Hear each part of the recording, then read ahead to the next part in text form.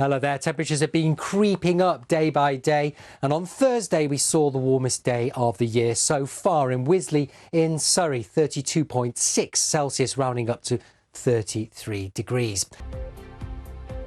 And good morning from the Royal Albert Hall here in West London, where the last night of the proms is tomorrow night. It's a pretty stunning start to the day again on what will be another very hot day. But how long will this record-breaking start to September last? Take a look at this stunning photo. It really is a stunning photo. It's the Knaresborough Viaduct in North Yorkshire.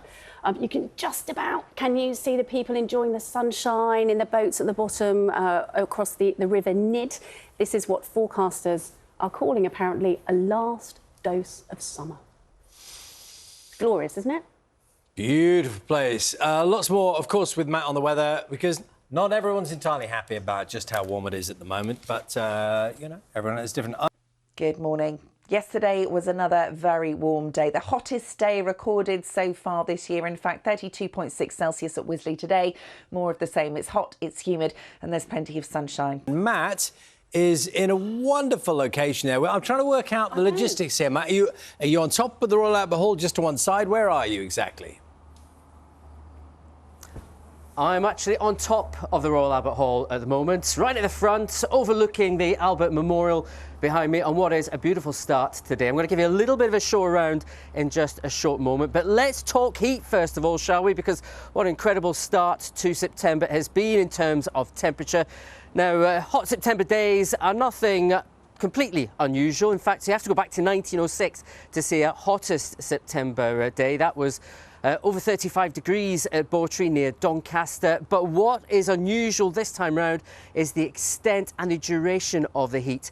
Yesterday, we recorded not only the hottest day of the year so far, 32.6 Celsius at Wisley in Surrey, but it also made it the fourth day in which somewhere in the UK recorded a temperature over 30 degrees. That is a new record for the UK, and we haven't stopped there yet. We could potentially see another 3 days to come, with the heat peaking across southeast England in particular on Saturday.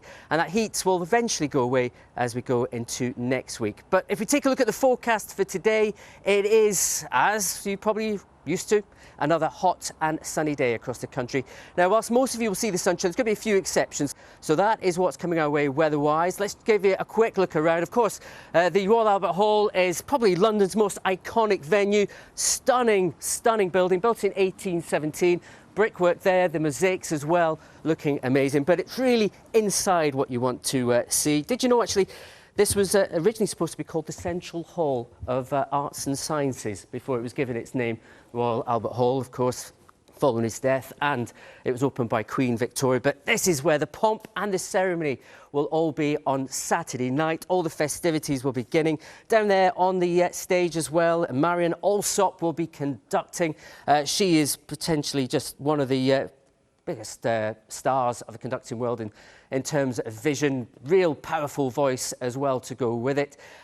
She, of course, was the first female to conduct the last night of the proms back in 2013, and she'll be taking centre stage there, and I'm sure the excitement will be getting really going as we go into the evening. You can, of course, watch all the coverage that will be across the BBC on Saturday. It begins on BBC Two at 7 p.m, switches to BBC One from 9 p.m. on Saturday, and BBC Radio 3 and BBC Sounds, of course, will have all the coverage throughout, as it has done throughout the BBC Proms season. But Charlie and Sarah, I think you agree, there is probably no finer a location to see the last night of the proms than here at the Royal Albert Hall. Oh, I agree, Matt. Thank you so much for that. It looks absolutely stunning, both outside and inside, does it not, Charlie? Magnificent, isn't it? Now, Matt has been giving us this morning's weather, and he's been spoiling us with some amazing pictures from the Royal Albert Hall. I'm sure you're there somewhere, Matt. It's looking lovely.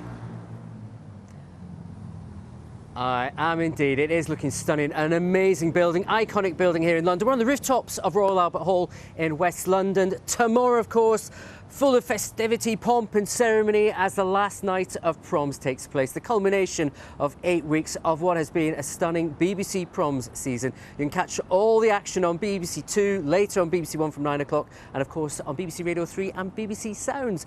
But out here on the rooftop at the moment, it's another warm start. Well, that's the view you have this morning, Matt.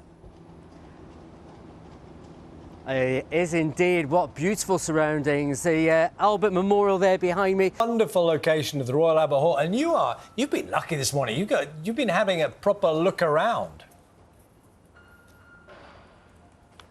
I have indeed, Charlie, and I'm just having a little sneaky peek into the auditorium at the moment. Preparations are already underway there, so I can't show you too much, but you can watch all the coverage, of course, on Saturday on BBC Two from 7 o'clock, of course, on BBC Sounds and as well as on BBC Radio 3. And I can say that there are two great names in classical music which will come together to host this year's biggest musical party of the year, and that's cellist Sheku Kanu-Mason and soprano Lise Davidson. They'll be joining conductor Marin Alsop, as well as the BBC Symphony Orchestra and the BBC Singers. It is promising to be another spectacular event.